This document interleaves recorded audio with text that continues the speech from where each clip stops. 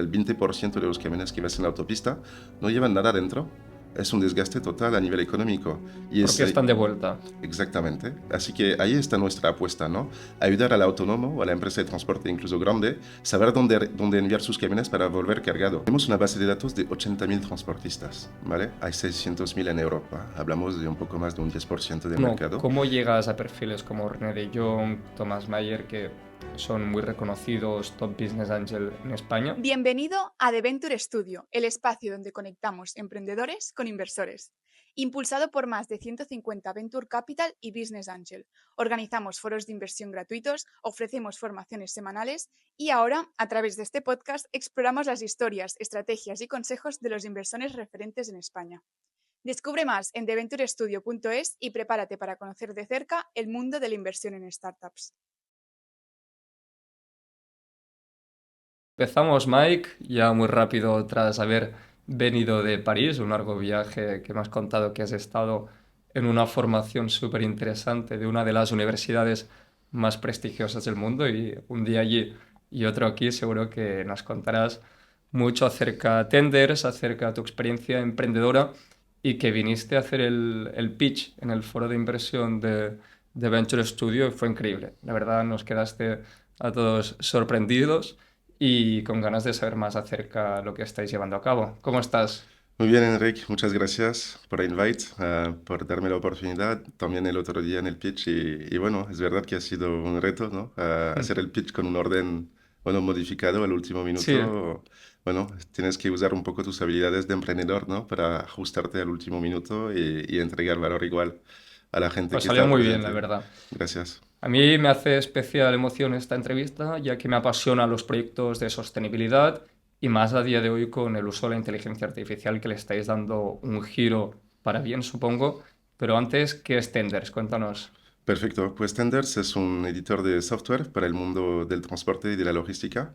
Hemos entendido que el sector del transporte era muy ineficiente por varias razones. Volveríamos sobre esto después, si te parece. Y bueno, el resultado final es este, es que al final es un sector que se digitaliza poco y sabemos que la digitalización es uno de los ejes que tendremos que usar para llegar a un estado de la logística o del transporte más eficiente y más sostenible. Al final, los dos van de la mano. Cuando entré en el sector en 2013, me di cuenta bueno, que no era un sector digitalizado. Yo venía del mundo financiero, donde todo se había digitalizado, como lo puedes ver, ¿no? En el logo de Wall Street, por ejemplo, y el transporte está en ello ahora mismo. Si vas a ver a un transportista, entras en su oficina, está lleno de papeles. Todavía trabajan con fax, con teléfono, muchísimo con email. La información es muy está ubicada en varios sitios, no está nada conectado. Y si queremos que este sector transiciona, creo que es una de las primeras etapas, ¿no? Hacer que estas empresas hagan una actualización de sus procesos, tanto a nivel digital como a nivel estratégico, para que luego puedan llegar a un estado más de operar más eficiente en fin, ganar más dinero y gastar menos CO2. Un mercado muy grande, ¿no? Porque el sector del transporte que no se haya digitalizado, ¿cuánto está moviendo, más o menos? Sí, bueno, en total en Europa son casi 500.000 millones a nivel Ostras. transporte. Es Mm. enorme, es casi 10% del GDP. En España es 10%, de hecho. Y si te das cuenta, todo lo que tienes encima de ti o alrededor ha ido en un camión en España, Mm. en un 96%. Sabemos que falta el corredor mediterráneo, pero no es todo, ¿no? Creo que faltan muchos más esfuerzos para que llegamos a entender que los camiones que vemos en la autopista, además, no van todos Mm. llenos, están bastante vacíos. ¿Y por qué había tardado tanto el mercado en digitalizarse? ¿Era quizás ineficiencias, procesos complejos, gente muy senior que le era difícil implementarlo? Por Porque ahí. el objetivo de la logística es ajustar precios, hacer que transportar mercancías sea más barato. Entonces, te contesto con una pregunta. Aunque necesitas a 62 empresas para producir mercancía de China y entregarla en Europa, y son muchas empresas y una complejidad enorme, sigues recibiendo tus paquetes de Amazon cuando los pides, ¿no? Pues es porque funciona. Por eso tarda tanto en digitalizarse. Porque de momento no hubo un interés o una razón bastante potente para empezar a digitalizar este sector. Y creo que la IA lo está cambiando todo. ¿Por qué? Porque es una industria basada en personas. Aunque pensamos en camiones, en barcos, en aviones, son personas que lo gestionan. Y estas personas ya tienen miedo de quedarse atrás, tener una desventaja competitiva de cara a su competencia si no se ponen al día a nivel de la IA. Antes no era el caso. El Excel de Mari Carmen, que he mencionado en el pitch el otro día, seguía siendo funcional y válido para ella. Ya no es el caso. Hay muchas startups que nacen para dar competencia a Excel, ¿no? Que muchos trabajan o con papel o con Excel y pasan a lo que sería una tecnología o software. Cuando empiezas con tenders, ¿cuál es el primer problema que identificas y cómo abarcas a este? ¿Qué background venías trabajando anteriormente? ¿En qué sitios? ¿Y Vale. cómo empezáis? Yo soy un fanático de finanzas, de mercado, corporativa, estudié esto en Francia, pero al entrar en un banco, tener que poner una corbata, me sentí un poco fuera de mi lugar, ¿no? Aunque me gustaba mucho, yo venía de una familia que tenía empresas, todos emprendedores, nadie había estudiado, de hecho, ni siquiera se fue al instituto, se fueron al instituto, y yo empecé a apasionarme por este mundo del emprendimiento, pero también quería darle una vuelta, ¿no? A nivel teórico, a nivel skills, ¿no? Quería aprender más para poder llevar esta visión o esta necesidad de emprender a otro nivel, ¿no? Y porque, perdón, que he identificado, ¿no? En el sector que me permitía entender cómo arreglarlo. Te diría que es la forma de vender. Las empresas de transporte tienen esta mal costumbre de desarrollar software ellos mismos. No tiene sentido, ¿no? Además, normalmente después de un año o dos, gastando 100.000 euros de media, acaban comprando el software de otra empresa porque no han conseguido llegar a su objetivo. Empresas muy grandes, ¿no? Estás mencionando ahora. No simplemente muy grandes. Hemos visto a transportistas con 3 personas que fichan a un desarrollador en Colombia o en la India y no llegan a a conseguir sus objetivos a nivel de digitalización. Se dan cuenta que el día a día les come toda su energía y tienen que hacer esto por la noche y acaban desgastados y acaban pidiendo ayuda. Y para darte un punto de comparación, el sector de la construcción, que tampoco está muy digitalizado, gasta un 6% de su facturación. Es el triple que el transporte. Entonces, ¿por qué ha pasado esto? Porque está basado más que nada en personas y hasta hoy estaba funcionando, pero hoy en día ya no, como te lo he explicado. Así que esta tendencia ya está cambiando y vemos que los gastos en software están creciendo mucho, ¿no? Un 25% anual en este sector. Creo que ahora es el timing perfecto y por eso Tenders está muy bien posicionado en este sentido. Y ahora abarcáis muchos problemas a través de la solución de tenders, pero al inicio, ¿cuál fue el problema principal que visteis y la solución cómo empezó de por sí? Vale, siempre hemos tenido esta visión de sostenibilidad, ¿no? De un sector logístico más eficiente y menos gastador de CO2, ¿no? Y sabíamos que, como te lo he dicho, la digitalización era el camino, ¿vale? En ese sentido, el problema inicial para poder digitalizar el sector era poder hablar con estas empresas, porque ibas al polígono de Simbayes en Barcelona y te cerraban la puerta de la cara. Hasta que un día hemos dicho, vale, les vamos a preguntar por qué. Y no lo han dicho. Nos han dicho que era porque les faltaban camiones. Así que quisimos arreglar este problema en primer lugar, encontrar capacidad de transporte de camiones disponible. Y nos hemos dado cuenta que si estamos capaces de arreglar este problema y lo llamamos dar capacidad de transporte como agua del grifo, luego podíamos sentarnos con nuestros clientes. Y de ahí viene un poco el arte de nuestro modelo de negocio híbrido, donde mezclamos un servicio de intermediación en transporte, literalmente conectando a un transportista con un fabricante, para luego ganar la confianza de este transportista, porque al final, o de este cliente, porque al final cuando le das una carga, un camión al último minuto, le permites no perder mucho dinero, pues gracias a esto te acepta una meeting y le puedes explicar tu tecnología. Y es lo que hemos hecho y nos ha permitido también rebajar el coste de adquisición medio del sector de 80.000 euros por empresa a nivel software a unos 5 o 10.000 euros en función del tamaño de la empresa.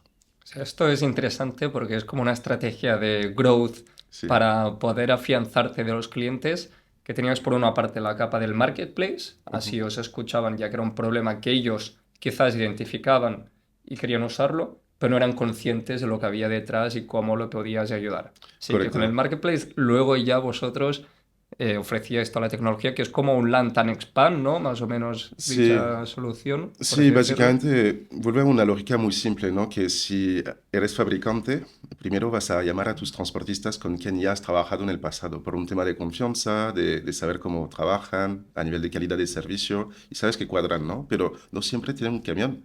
En Black Friday, en Navidad, en Pascua, hay mucha demanda. Entonces te quedas sin camión. ¿Y qué haces si eres fabricante? Porque tu core business no es encontrar camiones, obviamente, es hacer lo que sabes hacer. pues te vas a una bolsa de carga o llamas a un intermediario, ¿vale? Pues todo esto existe, pero existe en diferentes empresas. Entonces, nada está conectado y acabas perdiendo muchísimos datos. Así que hemos identificado que el punto de inflexión era poder centralizar estos datos en un único sitio para permitir a las empresas, primero, ser mucho más rápido al momento de contratar un camión, pero además entender cómo negociar mejor. Y todo este proceso de contratación es el pain point principal, incluso de las empresas más grandes que hemos visto. El otro día hemos hablado con el mayor transportista de España, tienen 300 empresas, perdón, equipos de tráfico, pues tienen el mismo problema. Tienen el mismo problema. Así que sabemos que tanto el transportista con uno o dos empleados hasta la empresa con miles de empleados se enfrenta al mismo problema. ¿Cómo puedo contratar capacidad de transporte, camiones o transportistas, a un precio más y más económico, manteniendo un nivel de servicio aceptable a nivel de entrega y descarga a tiempo, y a la vez siempre teniendo un pool, ¿no?, de transportistas disponible para darte más camiones cuando lo necesitas? Y este es un Claro. reto. Para la parte del marketplace, que mencionas la palabra bolsa de trabajo, de carga, Ujú. entre otros, claro, ahí conectáis oferta-demanda. Sí. ¿Vosotros mismos la buscáis o ya son proveedores que os ofrecen estos datos? Sí, básicamente, como te lo he contado, un fabricante mirará con sus transportistas existentes. Si no hay, irá a la bolsa de carga para encontrar, y de camiones para ¿Eso que encontrar es un una camión. página? Es una página adicional que hemos integrado directamente dentro del software que les permite encontrar transportistas directamente y sin intermediarios. Es decir, que ahí no cobramos un fee, ¿no?, para intermediar entre el transportista y el cargador. Ellos negocian directamente. Es un poco como un Wallapop, pero del transporte, con camiones y con cargas, ¿no? Y luego, si aún así no funciona, quisimos de verdad arreglar este problema de capacidad de transporte. Así que nos hemos ofrecido como intermediarios digitales y hemos dicho a los clientes: si de verdad no encuentras un camión, pon tu pedido en esta pestaña adicional que hemos creado, que se llama el Buy It Now, el comprarlo ya, como lo tienes en eBay, ¿vale? Quisimos usar una palabra que ya existía para luego asegurar esta capacidad de transporte a este cliente. Y este modelo está cambiando. ¿Por qué? Porque al inicio era simplemente una estrategia de marketing, conseguir transportistas y cargadores a un precio mucho más económico.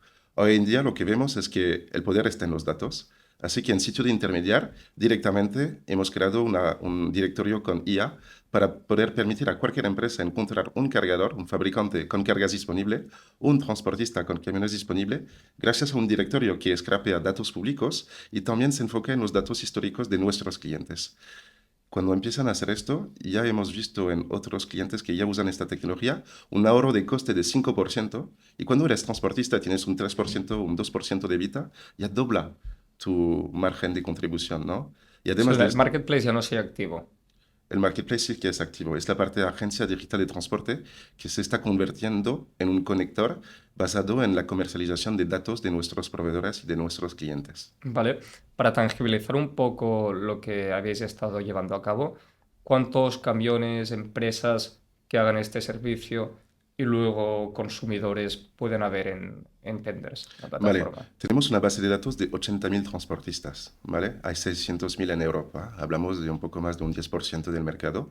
Tenemos 20.000 transportistas y fabricantes que ya han aceptado que podamos compartir sus datos con otros proveedores y otros fabricantes, ¿no? La idea ahí es conectar este sector y empezar a quitar esta capa de intermediación que se lleva un 10% de margen desde los transportistas, ¿no? Así que la idea ahí es poder hacer que el mercado sea mucho más eficiente a nivel de compras, de procurement, para que, en fin, estos transportistas sean más rentables en un momento donde faltan 600.000 choferes. No sé si lo sabes, pero si buscas un camión hoy en día, es muy complicado porque están todos ocupados 80.000 transportistas ¿en qué partes del mundo? en toda Europa. Toda Europa. Muy Exactamente. bien. ¿Y cómo habéis llegado a ellos?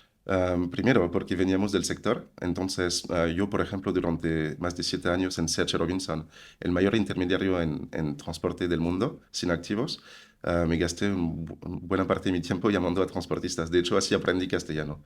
Cuando llegué en esta oficina me han dicho, mira, hay aquí una lista de 1000 transportistas españoles, hablamos en un mes. Yo no hablaba castellano, entonces empecé a usar Google Traducción, ¿no? Y a llamar, y tenía una colega que se llama Gemma, que ahora de hecho es inversora en Tenders y empleada, que me ayudaba a entender lo que decían los transportistas y luego preparar mi respuesta al teléfono. Así que hemos empezado así. Pero además de esto, este servicio de transporte, de conexión, de intermediación que te comenté, nos permitió adquirir muchos más transportistas, 12.000 adicionales. Pero al final y en fin, ese es el arte de Tenders y creo que es el arte de vender software en el sector del transporte en el sur de Europa. Todo se basa en la confianza, en si conoces al proveedor, si conoces a sus hijos, cuándo es su cumpleaños, cuántos camiones tiene. Si te interesa en su negocio, normalmente es mucho más fácil llegar a digitalizar su negocio. Y es por eso que hemos tenido tanto éxito, es porque conocíamos a estas personas. Es con la palabra que se usa de democratizar lo que es el acceso a la logística, Sí, transporte y que con un clic, en cuestión de horas, quizás puedas enviar cualquier solicitud de pedido a otra parte de Europa, ¿no? Es lo correcto, que sí. vosotros Sí. Te facilitáis. diría que hoy en día es democratizar, pero hasta hace poco era evangelizar. Era mucho Vale. más potente, sí. Claro. Empezasteis sobre todo quizás facturando o comisionando por el marketplace, ¿no? Al inicio. Sí, Ahí cobrabais un take rate, lo que se llama sí. un porcentaje por transacción, y a medida que iba avanzando ya empezáis con la plataforma a nivel de Claro, software. claro, para diferenciarlo bien, la parte de intermediación en transporte es cierto que es como una marketplace, pero una one-sided marketplace, porque tú eres el intermediario. También tenemos una bolsa de carga que funciona como una marketplace de verdad, sin estar nosotros en el medio, ¿no? Así que hemos empezado con esta parte de intermediación. Hemos facturado ya desde el inicio 20 millones con este servicio. El, ¿Habéis transaccionado o facturado? es facturado, ¿vale? Nos llevamos un take rate medio de 10%. Bueno, puede ser un poquito menos si vas agresivo a nivel captación de Mm. mercado, ¿no? Son Pero unos 200 millones de transaccionado. no, perdona. Si piensas en lo transaccionado, tendrías que pensar en el valor de la mercancía que transportas en los camiones, el GMV, como se suele llamar, ¿no? ¿Vale? Pero a nivel de, para que entiendas muy bien, si tú buscas un camión de Barcelona a París, el cliente, por ejemplo, te podría pagar 1.000 euros, ¿vale? Para mover esta mercancía de Barcelona a París. Esto es lo que hemos facturado a nivel 20 millones. Y a los transportistas les pagábamos un 10% menos, unos 900 euros. Así que de los 20 millones hemos sacado 2 millones de margen bruto. Y en cuanto antes hemos podido acabar la marketplace, la hemos lanzado, ya contamos con cientos de empresas publicando cientos de cargas al día, pero bueno, hay que todavía crecer esta masa crítica, ¿no? De cargas y camiones, y ahora estamos en el SaaS. Estamos lanzando el SaaS y cómo nos diferenciamos de una agencia de desarrollo a medida, por ejemplo. Es porque ya tenemos la mitad de la plataforma del ecosistema hecho, ya es funcional, pero como había esta tendencia, como te conté, ¿no? De desarrollar su propia plataforma en el sector, hemos dicho, no queremos hacerlo todo. ¿Y cuántas veces un inversor me ha dicho al final, Mike, tienes que vender antes de desarrollar? Pues es lo que hemos hecho. Y somos mucho más flexibles que un SaaS tradicional, puro y duro, en el sentido de que no van a querer personalizar casi nada. Somos muy diferentes. Al final somos colaborativos en la construcción de nuestro ecosistema y cuando vemos, por ejemplo, un cliente que nos pide un planificador de camión que no habíamos hecho hasta hoy, nos aseguramos que por lo menos 10 otros clientes lo quieran para luego construirlo en conjunto y luego ya poder Iremos vender. allí ya luego para entrar en detalle, pero Vale. vamos entendiendo más el sector, cómo funciona y también la parte del marketplace. ¿Cuál es el average order value, el ingreso medio del coste que supondría, es decir, lo que paga un usuario que quiere enviar una solicitud de un pedido de una zona a otra?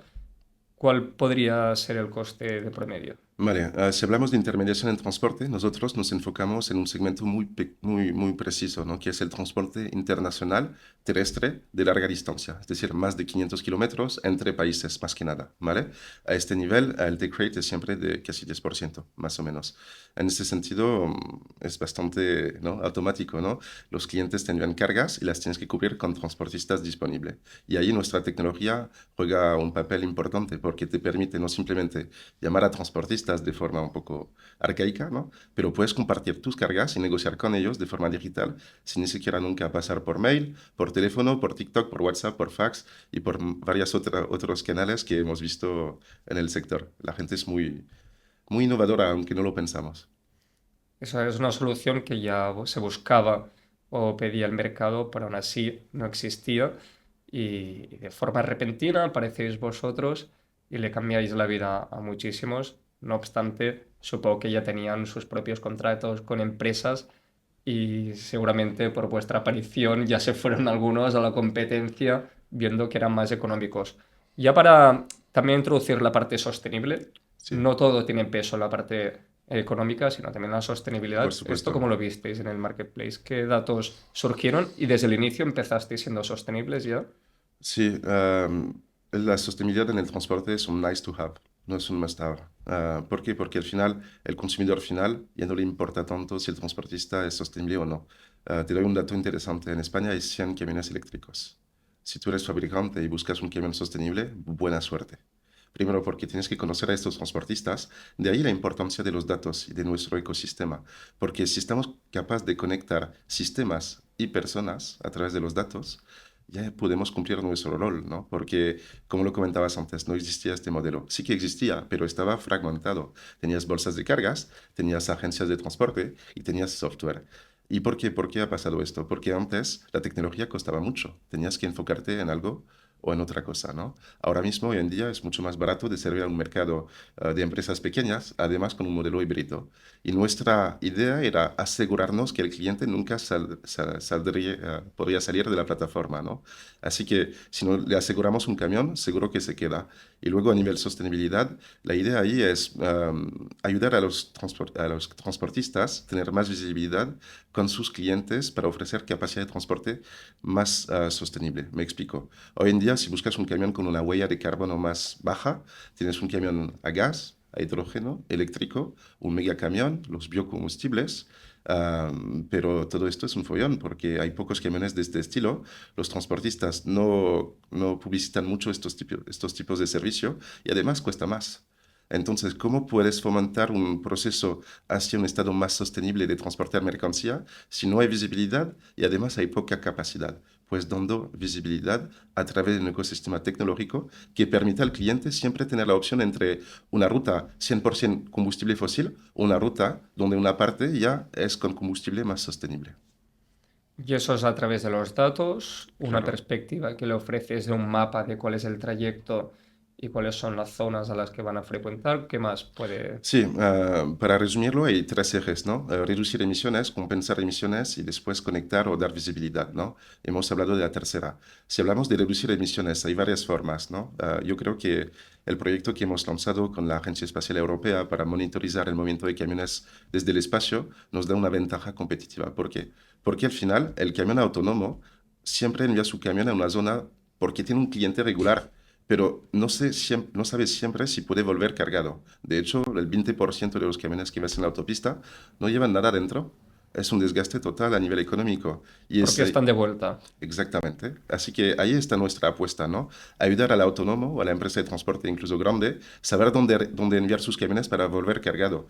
Porque si aliamos el interés económico más profitabilidad a la posibilidad de bajar tu huella de carbono porque vuelves cargado y no tienes que hacer muchos kilómetros sin nada dentro de tu camión, pues al final, cuando los dos se juntan, es mucho más potente, porque cuando tienes un interés económico en ser más sostenible, todo se mueve mucho más rápido. Así que a nivel de reducción de huella es lo que hacemos. A nivel compensación también es lo que queremos hacer. Es decir, que queremos dar acceso a los transportistas a poder no simplemente reducir su huella, pero compensar lo que queda. ¿Por qué es importante? Porque la Comisión Europea va mucho en este sentido y obligará a los transportistas el año que viene a compensar sus emisiones de carbono. Las tendrán que bajar un 10% y compensar el resto. Pues no sé si has escuchado, pero hubo muchos camps en el mundo de compensación de crédito de carbono. Yo mismo me voy a la COP27, 28 cada año, esta cumbre mundial de la lucha contra la crisis climática. Pues lo que he visto allí es que al final, si quieres permitir a los transportistas reducir su huella de carbono, tienes que asegurarte que los bosques que usas para compensar esta huella de carbono son certificados. Y hay muchos camps. Así que nuestro rol allí es este, es dar credibilidad, integridad a este proceso de compensación de carbono que hoy en día no es así. Muy bien. Y en España, que has mencionado que menos del 10% de los camiones son eléctricos, lo mismo en otras partes de Europa. Veis que aquí en España vamos atrasados en la sostenibilidad, pero quizás en Holanda, Alemania sí que allí te están pidiendo soluciones de este Sí, estilo, ¿no? tienes que pensar también en la talla de los países. Francia, España son países muy grandes, ¿no? Pero si vas en Bélgica, en Holanda, ahí hay distancias más cortas. Por ejemplo, un camión autónomo, para darte un ejemplo, en un puerto se puede mover porque hay mucho menos ¿Qué es lo que riesgos, ¿no? entendemos como un camión autónomo? En un camión sin chofer, básicamente. Sin ¿Vale? chofer. Pero si lo envías en un trayecto de 1000 kilómetros cruzando varios países, es mucho más complicado, ¿no? Porque tienes un riesgo con los coches, ¿no? Así que volviendo al tema sostenibilidad, hay unos 100 camiones eléctricos en España, hay muy pocos. Te hablo de los grandes camiones que ves en la autopista. Entonces, complicado de encontrar uno, ¿no? ¿Y cómo lo haces? Pues tienes que acceder a una base de datos. ¿El problema cuál es? Es que las bases de datos existentes no se actualizan.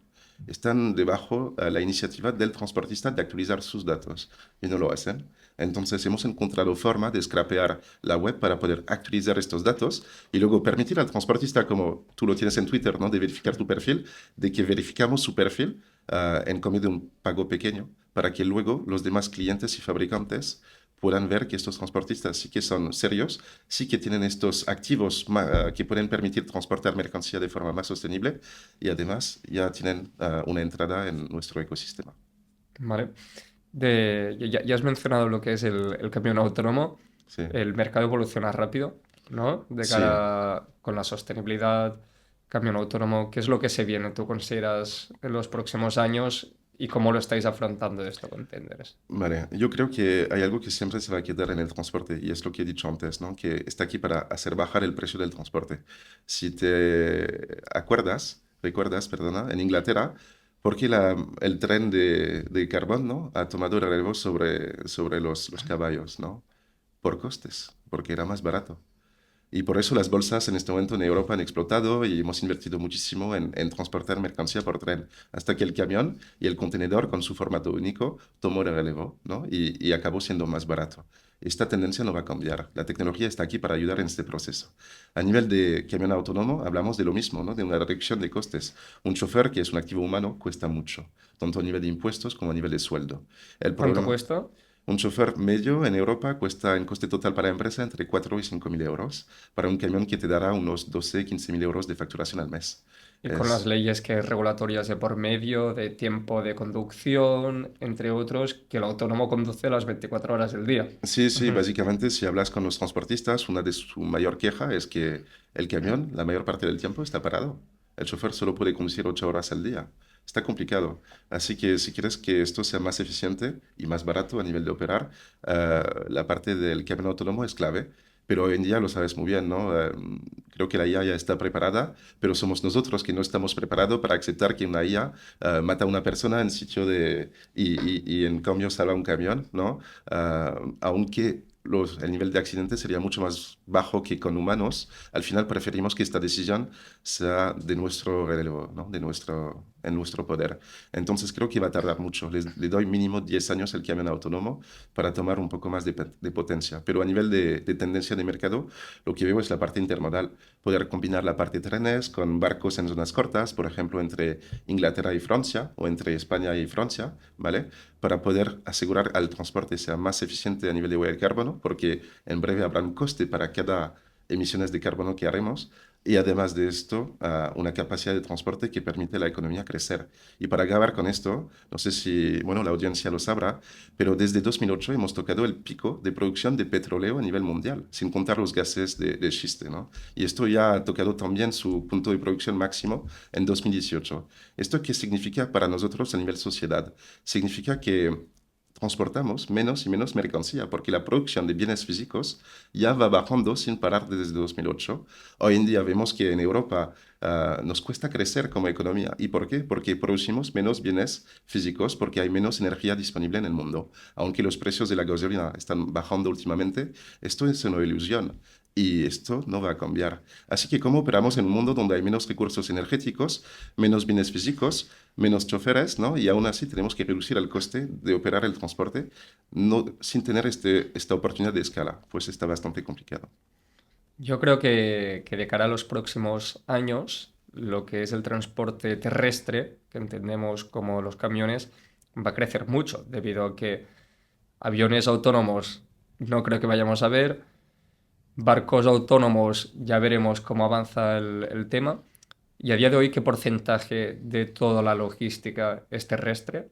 Y en Ah, camiones, más o menos, en cuanto bueno, a... tienes que pensar que es multimodal, así que un contenedor luego irá en un camión. Así que hacen barcos y camión o ruta, ¿no? Así que el 96% de mercancía pasa en un camión en España. El 80% del negocio, bueno, de la logística también pasa por el transporte marítimo. Así que el resto pasa por la parte aérea. Yo creo que el camión va a tomar más y más fuerza, esto es cierto, porque no hay una forma mejor de transportar mercancía. Y por un tema político también. No sé si te das cuenta, pero en Europa cada país tiene su propia empresa de transporte ferroviario de mercancía, ¿no? Pues estos son 28 países peleándose para mantener la fuerza de su propia empresa nacional. ¿Y qué pasa? Que cuando los intereses económicos nacionales entran en el juego, se destruye valor y no se colabora de la mejor forma. Lo hemos visto, ¿no? Con los trenes para pasajeros entre Wigo y Renfe, hay una pelea ahí, ¿no? Y es lo que pasa también a nivel mercancía. Así que nosotros en Tenders creemos más en la parte de barcos de zonas cortas, con un combustible más sostenible, aunque en barcos no tienes que necesariamente tener un chofer, bueno, una IA conduciendo el Ujú. barco, es mucho más económico porque pones más mercancía. Creemos que los barcos tienen más potencial que los trenes para avanzar más rápido hacia un estado más sostenible del transporte. Ya veremos cómo avanza. Es sorprendente lo Poco a que poco. está ocurriendo en el mundo a día de hoy. Y una de las ventajas de Tenders, como hemos visto, es automatizaciones, gestión de datos y también el hecho de ahorro en costes de empleados, de quizás personas que con el Excel están llevando a cabo este proceso. Esto es debido a que las compañías de transportistas son poco rentables, tienen márgenes muy reducidos. Sí. ¿Cómo se gestionan? Sí, el transporte es muy barato. Si te das cuenta, un camión de Barcelona a París te va a costar 1.500 euros, ¿no?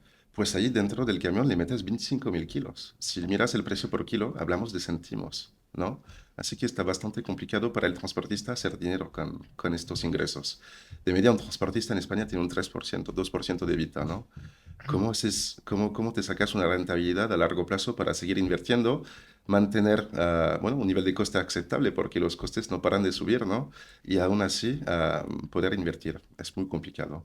Así que el sector se tiene que cambiar y por eso seguimos haciendo Hmm. evangelización porque hay que crear más conciencia al respecto, creo. Vamos a ver entonces el impacto de tenders para un transportista, un cliente vuestro promedio. Ujú. ¿Cuántas veces le mejoráis a nivel de eficiencia, ahorro Sí. de horas? Pues les damos unos 5 puntos adicionales de rentabilidad, que es el doble de su EBITDA actual. Ostras. Además de esto, reportan un 20% en ahorro de tiempo. Nuestro objetivo es llegar al 30% porque, según nuestros cálculos, un 30% de las tareas en logísticas se pueden automatizar.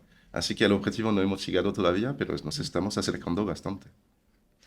Y quizás para los oyentes que sean emprendedores nos estén escuchando y que considero que lo más difícil o de las tareas más complicadas al emprender es establecer el pricing, los costes. Ujú. ¿Hay algún consejo que quieras compartir?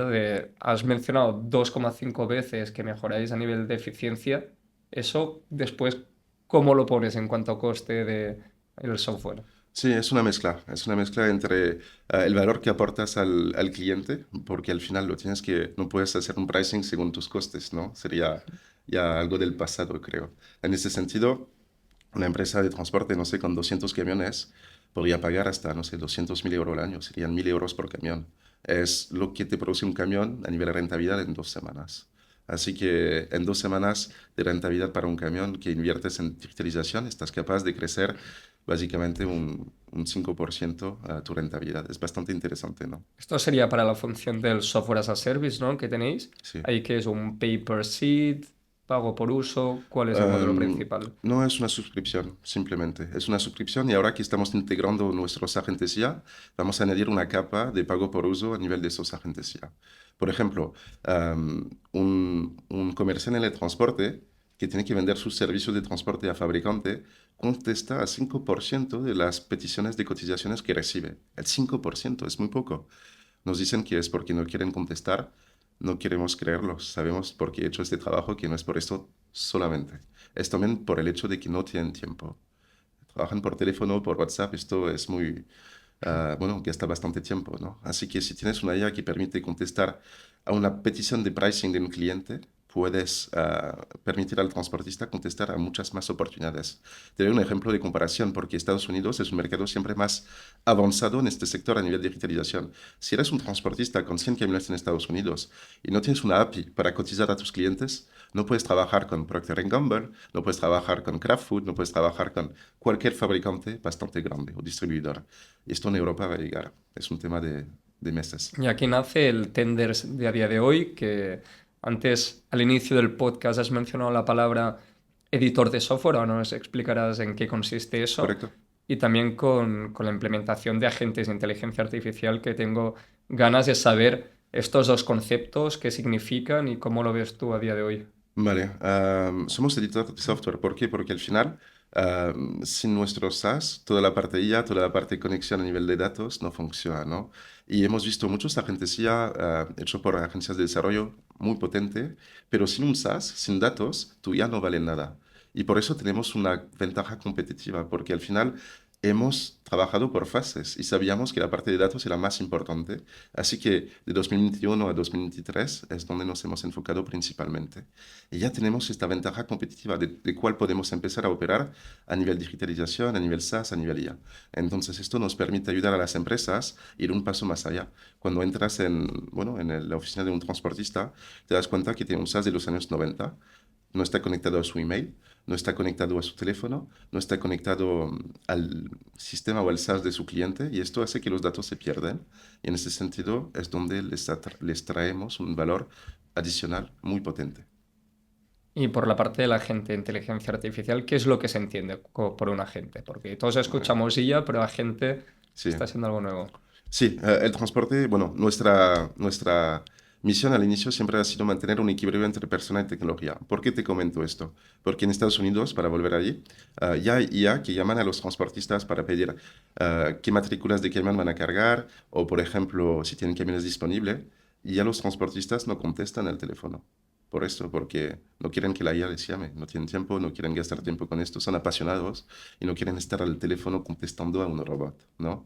Así que para mantener este equilibrio entre persona y tecnología, nos hemos asegurado que el SaaS podría tomar en cuenta esta realidad. Así que a nivel ya lo que vemos es que te podemos ayudar a encontrar un transportista, a formar una nueva persona junior que entra a tu oficina, a cotizar a tus clientes, a verificar con quién vas a trabajar a nivel seguridad, ¿no? Porque hay mucha estafa en este sector. Pero no te vamos a ayudar a llamar a transportistas con la IA porque te va a cortar de tus transportistas. Y si tú no hablas con ellos, ah, personalmente, no te van a decir si tienen camiones porque se basan en la confianza. ¿Y algún caso de uso del nuevo paradigma de tenders con el agente de IA que ¿Vale? tengáis? Bueno, básicamente el que habla más por sí mismo es el de cotizar, ¿no? Estás capaz de contestar a 20 veces más peticiones de cotizaciones. ¿Hasta qué punto esto te puede permitir crecer tu facturación? No lo sabemos todavía porque llevamos un mes con esto. ¿Qué es lo que se entiende como cotización? ¿Vale? Imagínate, tú eres, no sé, Carrefour, ¿vale?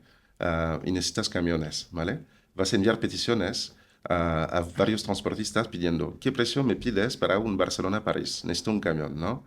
Pues el transportista no simplemente recibe la petición de Carrefour, pero a lo mejor de 100 clientes más durante el día. ¿Qué va a hacer? Se va a enfocar en los 5 donde sabe que va a poder encontrar un camión. Pero lo que creo yo es que a los demás también les puedes ayudar si estás capaz de dar un nivel de pricing aceptable que te permite encontrar un camión de forma más fácil. Yo siempre digo, o decía, ¿no?, a mis equipos, cuando recibes una petición de cotización sobre 100 camiones disponibles en el mercado, ¿cuántos estarán interesados? Y si es menos del 50%, te va a costar mucho en encontrar un camión. Porque además, si el cliente te pide un camión al último minuto, tienes que pensar que un transportista intenta rellenar su calendario de cargas, ¿no?, una semana antes de cargar. Así que lo tiene todo lleno y tienes aún menos camiones disponibles. Cuando estás capaz de cotizar de forma eficiente, te permite sobrepasar sobre este barrera porque pides más pricing y te permite hablar con más transportistas disponibles de los 100 potenciales que tendrías al alcance. O te permite hablar con la inteligencia artificial quizás del otro transportista y que te pueda dar información y quizás agendar todo el proceso, ¿no? Sí, ¿O no? no, porque los transportistas no funcionan así, aunque ¿No? nos ¿No llegar a gustaría. ese punto? No quiere llegar, no es que no llega o no puede llegar, es que no quiere llegar. Es un tema de confianza, de tener una relación comercial con ellos. Entonces, ahí sí que después de un momento puedes establecer una conexión API, tener en cuenta sus precios porque te pasa un Excel, lo cargas en tu SaaS y allí puedes tener precios directamente. Pero aún así, no siempre tienen capacidad de transporte porque el transporte hay mucha incertidumbre en el sentido de que, imagínate, tengo un camión en el aeropuerto de Barcelona, en el almacén de Amazon. Tiene que descargar a las 10 de la mañana y tú me pides un camión a la 1. Supuestamente todo bien, ¿no? Pues imagínate, el chofer está en una jaula en Amazon esperando que les dan los papeles para irse y ya son 6 horas que está esperando. Entonces hay muchas excepciones, ¿no? Y el tema ahí es, cuando hay humanos y excepciones, tienes que mantener una parte humana. La IA hace muchas cosas muy bien, pero no lo hace todo de forma independiente. Así que necesitamos una relación entre humanos y tecnología o IA mucho más potente de la que hemos visto hasta hoy. Un sistema donde la IA le permite al usuario, al humano, recibir recomendaciones, que el usuario lo valida y que luego la IA ejecuta para él. Y es el modelo hasta el cual vamos de momento. Que el camionero, digamos que no es alguien con gran adopción tecnológica y ahí vosotros tenéis un trabajo de onboarding, de Sí, tratar de explicarle el valor que hay, correcto. ¿no? No te crees, porque el transportista es una persona como tú y yo y está en TikTok también, ¿no? Así que sí que se puede digitalizar. Es que no quiere. No quiere porque el transporte paga poco. Cuando conduce 8 horas está cansado y si tú le llamas para pedir, envíame una foto de la carta de porte, pues se la sopla, no te la envía. ¿Cómo lo convences? No lo convences con tecnología. Lo convences con una mezcla entre confianza y tecnología. ¿Y empezaste desde el inicio ya con esta virtud y este desarrollo de la plataforma o solo con el marketplace y entonces vais viendo qué problemas surgen en el sector, cómo evoluciona y ofreciendo estas soluciones? Sí, al inicio no teníamos esta parte de intermediación en transporte en mente. ¿Por qué? Porque queríamos enfocarnos 100% al SaaS. Pero nos hemos dado cuenta que post-Brexit, post-COVID, había una necesidad de camiones enorme y era una oportunidad para ganar base de datos. Hemos visto, por ejemplo, Penny Lane, que es un software de gestión en Francia que hizo algo muy parecido. Cuando tienes un sector poco digitalizado, es mejor ayudar a nivel servicio, consultoría, ¿no? Para poder instalar en estas cuentas y luego poder digitalizarlos desde dentro. Es una forma de vender a un sector bastante, bueno, arcaico, ¿no? Y hay varios de este tipo. Así que cuando usas esta táctica, estás capaz de acelerar este proceso. Y lo que hemos visto es que el mayor caso de éxito en Europa, es competencia mía, se llama Transporeon, han tardado 20 años en llegar a 2.000 millones de valoración. ¿Por qué? Porque el timing no era correcto. Entonces ya estamos en el buen timing y creemos que podemos llegar a este nivel en 10 años. A ver hasta dónde llega Tenders entonces. Eso. A día de hoy, ¿cuántos clientes tenéis en el SaaS? Vale, en el SaaS de momento tenemos un poco más de 110 clientes entre la Marketplace y el SaaS, ¿vale?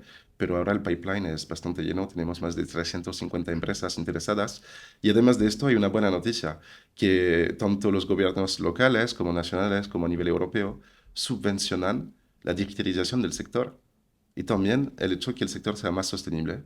Así que hay 3.000 millones en Europa para 600.000 empresas de transporte para digitalizarse.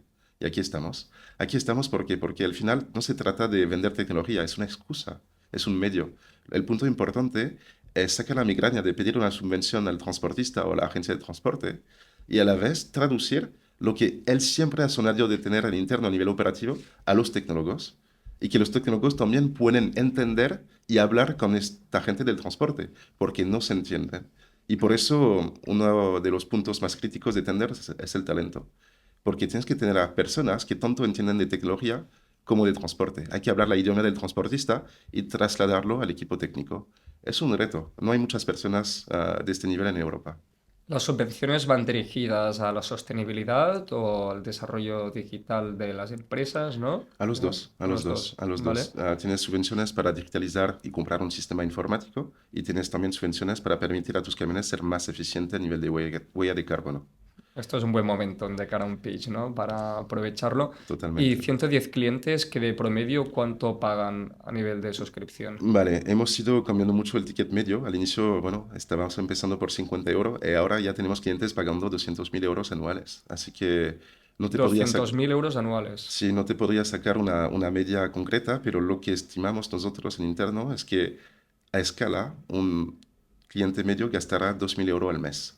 ¿Por qué 2.000 euros al mes? Porque al final es 75% del equivalente de un sueldo a tiempo completo para un empleado en el sector, ¿vale? Y con nuestro ecosistema creemos que podremos dar más productividad o 3 veces más productividad que una persona que podrá luego enfocarse en la parte comercial, ¿no? Es como 3 full time. Claro, más o menos, hasta más a De veces. hecho, es un consejo que he visto de grandes emprendedores que dicen que el pricing debería ser un tercio de la ventaja a nivel monetaria que gana la empresa, venderlo a ese coste. Vosotros no tenéis entonces una suscripción a un precio fijo, sino varía según muchísimas casuísticas, ¿no? que tengan Tenemos ustedes. los dos. Tenemos una suscripción al ecosistema que te permite no simplemente tener acceso a la tecnología actual, pero por ejemplo, cuando un cliente me pide un agente ya que puede ser de utilidad para varios otros clientes, luego este código informático que desarrollo para este cliente le doy de acceso a los demás clientes. Así que esta suscripción al ecosistema empieza a los 200 euros al mes y puede subir hasta los 2000, dependiendo del tamaño de la empresa. A escala queremos llegar a un precio único de 2.000 euros por empresa, no importa su tamaño. Y Muy además bien. de esto, tienes esta parte de, bueno, de colaboración, ¿no? De crear nuevos módulos. Y ahí, para darte un ejemplo, es lo que decía antes, ¿no? Hay que vender y después construir. Cuando una empresa me pide un planificador de cargas, ¿no? Con ella, pues si tengo 10 empresas más y la primera me paga el módulo, luego lo puedo vender a las demás empresas a un precio más económico y luego, en fin, lo integro en la suscripción. Así que permite a los clientes estar dentro del proceso de construcción del módulo o de la agente ya y luego permite a los futuros clientes aprovechar de una Mm. tecnología que los primeros clientes han pedido y han desarrollado con nosotros. Así que es un modelo ¿Y qué bastante... porcentaje de los clientes están en España y qué porcentaje fuera? De momento tenemos, vamos a decir, 70% de los clientes en el sur de Europa y hablamos de sur de Francia, Italia, Portugal y España y el resto en Polonia y en Alemania. ¿Y todo lo gestionáis desde la oficina en Barcelona o España? No, de hecho, tenemos a mi cofundador en Polonia, en Cracovia, junto con el director de la Marketplace y nuestro director financiero. ¿Por qué? Porque al final el transporte es un sector basado en los transportistas. ¿Y quién son los dos países con más transportistas en Europa? España y Polonia. Necesitas una cultura del transporte para hablar con esta gente. Entonces nos hemos puesto donde nuestros clientes nos esperan más. En Polonia, nunca lo hubiese dicho, la verdad. Sí, sí, es que en España no lo hemos visto, pero yo vengo de Francia y ahí lo hemos visto. Nos han robado todo el negocio del transporte, aparte del transporte nacional, por dumping a nivel fiscal, ¿no? Porque tenían costes Claro. más bajos. Mm, Pero en España no ha pasado. ¿Por qué? Porque seguimos exportando la mayor parte de la fruta y la verdura que se produce en Europa, mm. en Granada, ¿no? Así que, ¿qué pasa? Y que necesitas a transportistas, pero vete, si eres transportista polaco, a encontrar cargas que te llevan a Granada, porque hay un flujo de exportación brutal, pero el flujo de importación hacia ahí es muy bajo. Así que te cuesta mucho bajar en vacío de Barcelona a Granada, por ejemplo, para cargar fruta y volver a exportarlo a Polonia. Así que hubo menos intensidad a nivel competencia, por lo cual siguen siendo más transportistas españoles activos hoy en día que, por ejemplo, en España, si comparas a nivel de porcentaje. ¿Y tu cofundador está en Polonia? ¿Cuántos miembros en el equipo sois en total a día de hoy? Somos 23 personas. 23. Sí. ¿Y en go-to-market, ventas, cuántas hay en total Sí, allí? en Go-to-Market Ventas tenemos dos niveles. Tenemos un nivel uno, que son personas que pueden hablar tanto de transporte como de tecnología o producto, hablar con todos los equipos. Somos cuatro. Soy yo, mi cofundador y dos personas más, ¿no? Y luego, aparte de esto, tenemos 6 personas de nivel 2 que pueden hacer este proceso de venta con el transportista, pero que todavía no están al nivel para hablar con los equipos productos, montar wireframe, mockups. Todavía necesitan un tiempo de formación. ¿Por qué? Porque al final es bastante complejo. Hemos intentado las dos formas, fichar gente de producto, formaros en transporte, o al revés, gente de transporte y formar en producto. La segunda solución funciona mucho mejor. ¿Por qué? Porque hay que vivir el transporte para conocerlo. Y puedes saber mucho de producto, e incluso trabajar en una empresa logística 3 años, y todavía te costará entender de verdad cuáles son las dinámicas que te hacen que tu trabajo es así o así. Pero la gente que viene del sector y se forma en producto lo tienen mucho más fácil. ¿Por qué? Porque cuando lo has sufrido en tus carnes, pues te ajustas, aprendes y luego puedes optimizar el proceso de otras empresas. Interesante esta reflexión. Es cosa de prueba-error y ver que funcione mejor y tener los datos para respaldar esta decisión. Correcto. La venta que lleváis a cabo, porque claro, es un sector que viene de la costumbre tradicional, del pie de calle, visitas. ¿Vosotros lo estáis enfocando así o una venta a través digital, videollamadas? Sí, es mixto. Te diría que tenemos un sistema automatizado, ¿no? De captación de leads por LinkedIn, por Google Maps, por varias fuentes, ¿no? Donde contestamos de forma automática. Después tenemos una SDR en un país donde el coste laboral es un poquito más económico. Y luego pasamos esto a estos expertos de nivel uno, como te he comentado, ¿no? Pero luego la venta en presencial es muy importante por el tema de confianza de persona que te comentaba antes. Si estás capaz de moverte a una oficina de un transportista en Cádiz, ¿no? Hablar con él, verle la cara, la probabilidad que te compra el sistema es mucho más alto. ¿Por qué? Porque si hay un problema, él va a pensar que, bueno, te conoce personalmente, entonces te podrá buscar, ¿no? En Alemania o en Francia es al revés. Primero quieren trabajar contigo y luego conocerse en persona. Ya comentando acerca de Francia, ¿por qué decides emprender en España y no en Francia, donde quizás hay más financiación disponible, startups, entre otras? Por un tema de mentalidad, para ser sincero, yo creo que en Francia cuesta mucho más moverse, ¿no? España es un país bastante dinámico a nivel económico, vemos que es el país que más crece a nivel económico, pero también yo creo que está más abierto a crear cosas que, bueno, retan el status quo, ¿no? Lo que he visto es que también hay un ecosistema en España fragmentado. En Francia tenemos a París y poco más. Aquí tenemos a Barcelona, a Madrid, ahora vemos también a Málaga, vemos a Zaragoza, a Valencia. Hay varias ciudades donde vemos que el emprendimiento está tomando fuerza. Así que creo que España también a nivel transporte, es cierto que tiene una importancia, pero a nivel emprendimiento y crear empresas, tiene una ventaja sobre Francia a nivel regulación, a nivel impositivo, a nivel competencia también. Creo que hay menos competencia en el sur de Europa. ¿Competencia en el sentido de captación de talento o lo Ah, enfocas a otras compañías que No, hagan a el... otras compañías de Vale. SaaS. Yo creo que las empresas de SaaS en Francia se enfocan en el mercado americano, el mercado alemán, del norte de Europa, pero creo que en el sur de Europa todavía hay mucho espacio para crear SaaS especializado para el sur de Europa. Y para mí es una oportunidad fantástica. Y también yo creo que, bueno, soy una persona más latina, ¿no? En este sentido que muchos franceses y me muevo mucho mejor aquí en España. Me gusta mucho el estilo de vida, me gusta mucho la gente, están más abierta. Sabemos que en Alemania o en Francia, por ejemplo, la gente, y no es una crítica, ¿no? Es simplemente una diferencia cultural, la gente está más cerrada, ¿no? Entonces, depende también de cómo lo quieres pasar. Yo lo quiero pasar bien, así que aquí estoy. Hubo también el caso del otro founder que quizás montó la empresa de logística, transporte o marketplace más grande que ha podido ver en el sur de Europa, como es BlaBlaCar, que vino Vincent Rosso aquí en España a hacer toda la Eso. expansión y tuve la oportunidad de conocerle. ¿Qué crees que nos falta? Porque Francia quizás a día de hoy se considera como un mercado mayor a nivel de Ujú. emprendimiento, ecosistema, comparado con España. ¿Qué nos falta aquí? ¿Un Vale. cambio de mentalidad a nivel de expansión internacional o qué? Vale, voy a intentar ser educado, ¿vale? Ah, ¿Qué creo? Que si miras el IBEX, ¿vale? Hoy en día y en los años 80 es la misma lista. Es verdad, ¿no? Miras en Francia es casi igual. Bueno, han cambiado un par, pero un poquito más que en España. En Estados Unidos ha cambiado todo. Quedan dos empresas de los años 80 en el Dow Jones, ¿no? ¿Y por qué esto? Porque por la innovación. La innovación mata empresas y crea otras, ¿no? Porque en España esto no ha cambiado, porque no hemos invertido en la innovación, hemos invertido en el ladrillo. Entonces no podemos sorprendernos que hoy en día cuesta más avanzar en España a nivel de innovación. Falta capital, falta inversión. El Estado no ha sido capaz todavía de buscar una forma potente de redireccionar una parte del capital, de los ahorros de las personas, hacia la innovación. Y para mí, por eso España se encuentra en una fase crítica ahora donde va a tener que decidir entre apostar aún más por el talento y la innovación de una forma que sea de verdad productiva o seguir estando un Estado que vive del turismo, del ladrillo, de la construcción y poco más. En Francia se destina más capital público a la ayuda a las startups. Sí, hablamos de billones y aquí hablamos de cientos de millones. Esa es la diferencia, es un por 10 mínimo. Y además de esto, en España, es cierto que tiene una forma más inteligente de deployar capital simplemente porque retan a los emprendedores. Si levantas una ronda, te la igualo.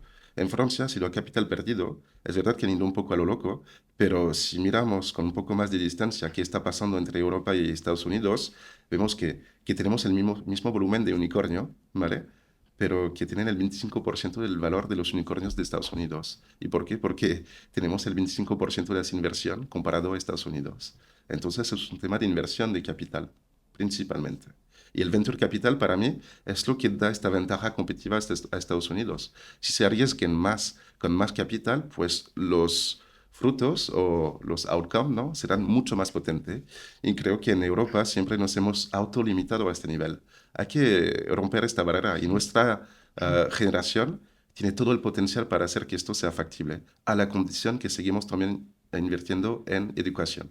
Es muy importante. ¿Los tamaños de ronda, valoraciones son similares aquí que en No, Francia? no, yo creo que Francia está a mitad del camino entre España y Estados Unidos, ¿no? Por ejemplo, hoy en día hacer una ronda de 2 o 3 millones en España, ah, bueno, la gente habla de ti, ¿no? Es algo que no es tan común. En Francia es la base.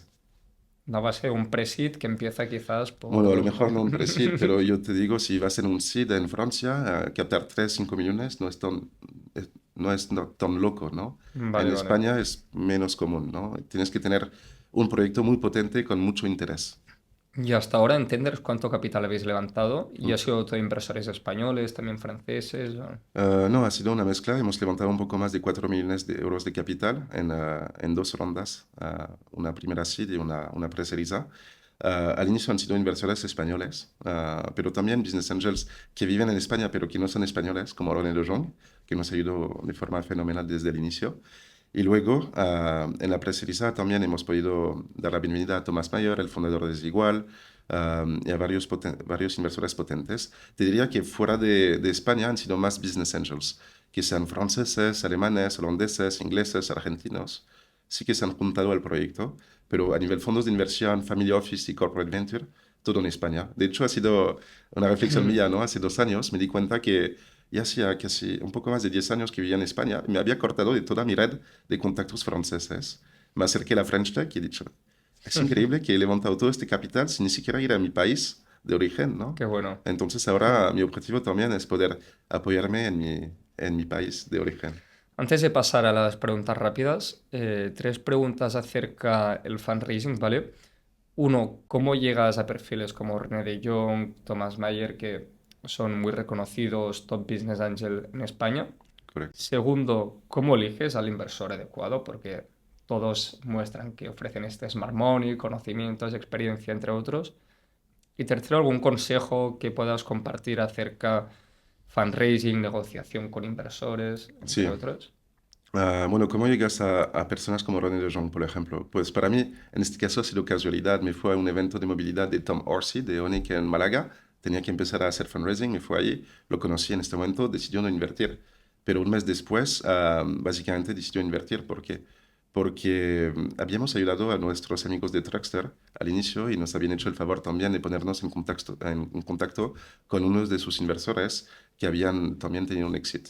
Así que es un tema de ayudar a los demás y poder tener algo en retorno. Y ahí he conseguido también contactar a estos inversores. Thomas Mayer también ha sido por René de Jong. Ha sido gracias a este grupo de inversores de Business Angel que se llama Brave Hearts, ¿no? Y en grupo básicamente invertían en startups. También es un tema de timing. Sé que algunos de estos Business Angels que tengo en la cap table hoy en día ya no están activos a nivel de inversión. Así que es importante tenerlo en cuenta. Luego, ¿cómo accedes a esta gente? ¿Cómo validas si esta gente puede atraerte más que dinero, ¿no?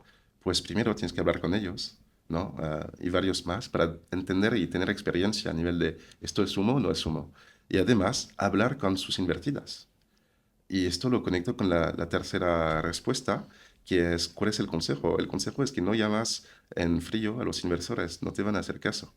Yo lo que hago es que tengo una regla a nivel de prospección. No voy en frío, siempre me apoyo en mi red existente. Al inicio tenía poca red, pero este es un trabajo de fondo que hay que hacer poco a poco, ¿no? Entonces, no llamo en frío, siempre pido intros, y cuando pido intro ya hay confianza porque me recomiendan de algún lugar o de otro, ¿no?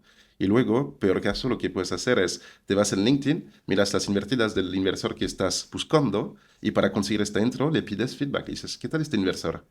¿No? No le pides una intro al emprendedor donde han invertido, le pides feedback, le pides ayuda, porque no hay nada más potente en la vida que pedir ayuda en sitio de pedir dinero o algo específico, ¿no? Porque cuando las personas se sienten capaces de ayudar, van mucho más allá que lo que podrían hacer. Bueno, normalmente cuando hay una petición más normal y corriente. Así que mi consejo es no llamar en frío, enfocarse en vuestra red, confiar en vosotros mismos y no parar.